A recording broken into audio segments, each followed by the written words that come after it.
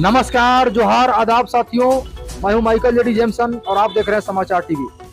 मित्रों, चुनाव का दौर समाप्त हो चुका है। मंत्रिमंडल का गठन हो रहा है, शपथ ग्रहण हो रहा है। इसी के दरमियान में हमसे जुड़ चुके हैं भारतीय समाजवादी पार्टी के केंद्रीय अध्यक्ष याकूब इकबाल साहब, और इनसे आप सबों को रूबरू कराते हैं। सर, आपको हमारे समाचार टीवी चैनल में स्वागत है सर। और आपसे हम जानना चाहेंगे कि आप सर माइनॉरिटी कह लीजिए और ओबीसी का एक बड़े चेहरे में आते हैं संपूर्ण झारखंड में।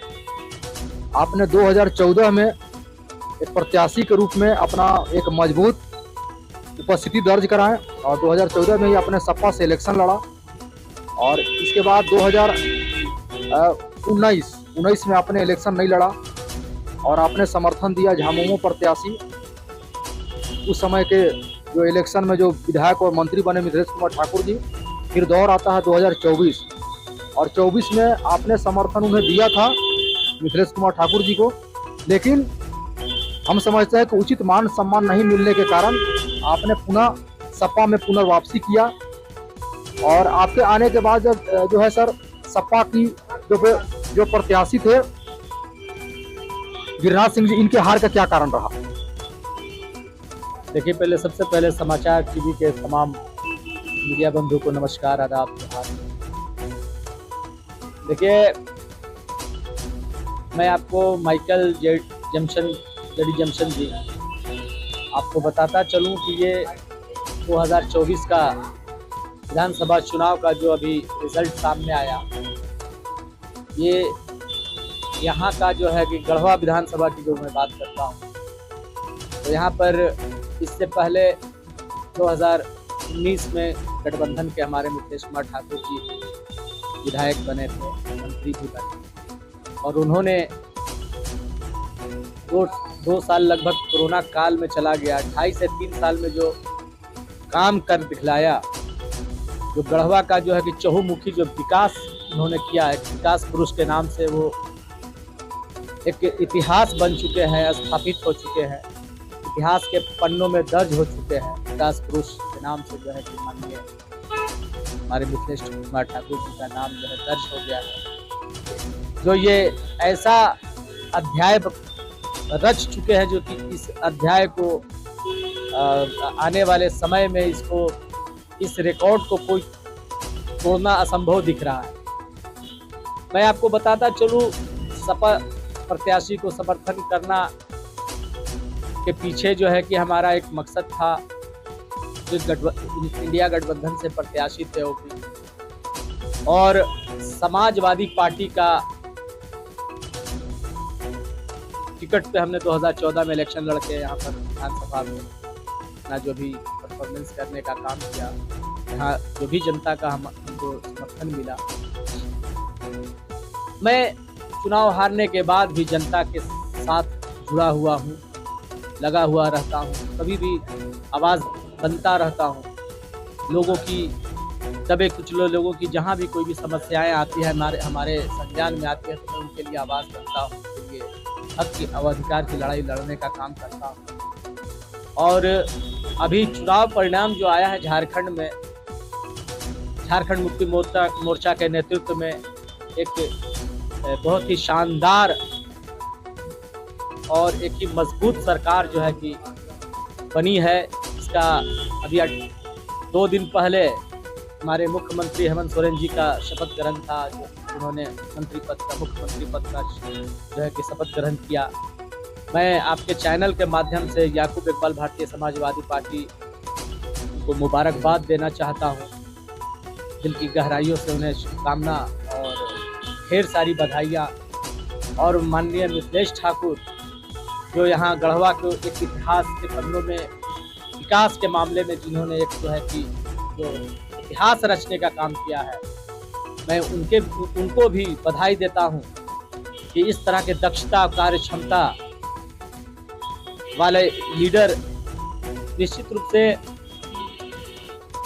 जो घटक दलों के साथ सामंजस्य बनाने में कहीं चूक हुई होगी, और आपसी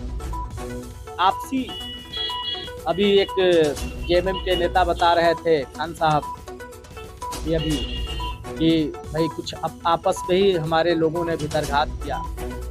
देखिए, जनता का फैसला आखिरी फैसला होता है और इस पर हमारे माननीय मिथिलेश ठाकुर जी का बयान आया कि हमने हमारे ऊपर जो गढ़वा की जनता ने विश्वास जताया था, उनका वोट लेकर मैं विधायक बना, हेमंत सरकार ने मंत्री बनाया और मंत्री बनकर पूरे झारखंड को देखते हुए गढ़वा में जितना उन्होंने समय दिया, गढ़वा के विकास का जो एक इतिहास रचने का काम किया, आज उनकी एक मजबूत सरकार बन गई है। उनका ये कहना है कि मैं गढ़वा जिस तरह से मैं पहले देखता आया हूँ, मैं गढ़वा को पूरा जितना बन सकेगा विकास के नाम पर गढ़वा को कभी मैं उपेक्षित नहीं होने दूंगा। गढ़वा से एक हमारा आत्मिक लगाव है, गढ़वा की धरती से हमारा एक अटूट संबंध बन चुका है, जिस संबंध को आजीवन निभाऊंगा। मैं उनके इस जज्बे और हौसले को सैल्यूट करता हूं, सलाम करता हूं। हारने के बाद भी इस क्षेत्र के जनता को हम यहाँ रोकते हुए पुनः हम एक क्वेश्चन करेंगे सर कि आप जहाँ पर थे, जैसे कि सपा प्रत्याशी गिरिनाथ सिंह जी, इनकी इतनी बड़ी करारी हार का क्या वजह रहा है सर? देखिए, यहाँ पर डायरेक्ट लड़ाई जो है कि गठबंधन और बीजेपी से लड़ाई थी। सांप्रदायिक ताकतों से लड़ने के लिए यहाँ की जितने भी वोटर्स थे वो एक्वायर हो गए। कहीं और जगह जाने का मतलब था कि बीजेपी को रोकने का प्रयास यहाँ पर सेकुलर वोट करने का काम किया।